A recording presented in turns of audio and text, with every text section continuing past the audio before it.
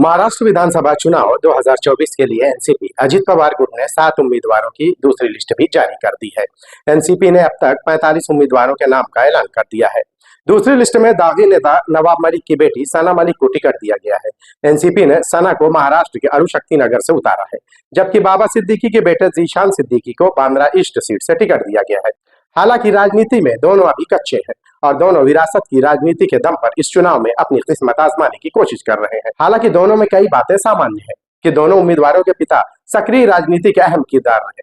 वो अलग बात थी कि नवाब मलिक इतना ज्यादा सक्रिय सरगर्म हो गए थे कि उनकी राजनीति गर्मी जेल जाकर ही उतरी। रोजाना मीडिया में सत्ताधारी पक्ष का फायदा उठाते हुए नए नए खुलासे करने वाले मलिक जब जेल गए तो न केवल उनकी सियासत में घुन लग गया, बल्कि जेल से आने के बाद लाचार और बेचारे बने बैठे हैं। नवाब मलिक वही लीडर हैं जिन्होंने कोरोना काल के दौरान कुर्बानी के लिए जब शहर में जानवर लाए जा रहे थे और जानवरों को मुंबई की सरहद पर रोक दिया गया था, तो नवाब मलिक ने मजाक उड़ाते हुए कहा था कि कुर्बानी अल्लाह को प्यारी हो गई है।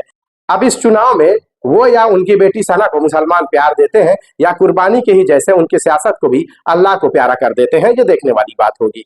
दूसरी तरफ जीशान है, जिनके पिता बाबा सिद्दीकी की हाल ही में हत्या हुई है। जीशान भी राजनीति में फ्रेशर है और कम उम्र के भी हैं, लेकिन उनके पिता की हत्या की सहानुभूति जनता से उन्हें मिल सकती है।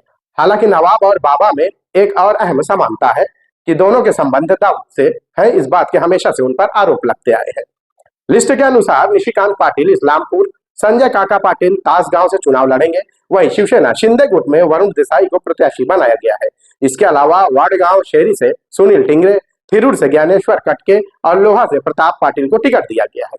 बता दें कि गुरुवार को दिल्ली में केंद्रीय गृह मंत्री अमित शाह के नेतृत्व में हुई महायुति नेताओं की बैठक में यह फैसला लिया गया है कि चुनाव में एनसीपी नवाब मलिक को उम्मीदवार नहीं बनाएगी, लेकिन उनकी बेटी सना मलिक की उम्मीदवारी बरकरार रखेगी।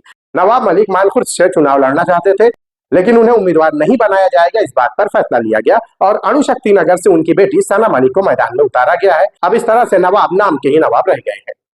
इससे पहले एनसीपी ने 38 उम्मीदवारों की पहली लिस्ट जारी की थी। खबर थी कि महायुति में हुए सीट बंटवारे से अजित पवार खुश नहीं है।